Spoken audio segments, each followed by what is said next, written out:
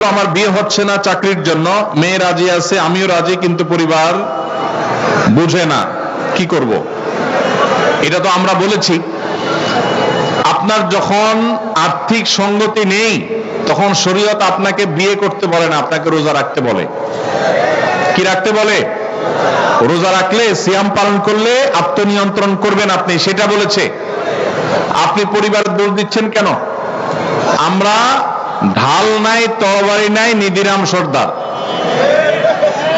চাকরি নাই, টাকা নাই, রুজি নাই, ইনকাম নাই, আপনি বিয়ে করার জন্য পরিবারের চাপ দিচ্ছেন, আবার দোষ দিচ্ছেন পরিবার রাজি না। পরিবার কি দেখে রাজি হবে? নিজে বাপের হোটেলে খান, আবার আরেকজন বাপের হোটেলে খাওয়াবেন? এটা তো উচিত না।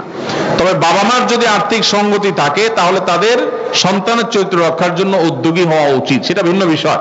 কিন্তু সন্তান বাবা মার উপর এটা চাপাই দিতে পারেন না। এই জন্য উপার্জন করা শুরু করেন। মুশকিল হলো বেশিরভাগ বাবা মা মনে করেন পায়ের উপর দাঁড়ানো মানে লাখ লাখ টাকার মালিক হওয়া।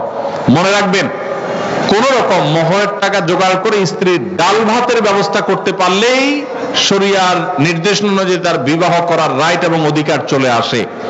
বাবা মা কোনো খোলা অজুহাতে তার বিবাহ বিলম্ব করার এখতিয়ার তাদের নাই। আল্লাহ তাআলা আমাদের মুরব্বীদেরকে আবারও দোয়া করে হেদায়েত নসিব করুন।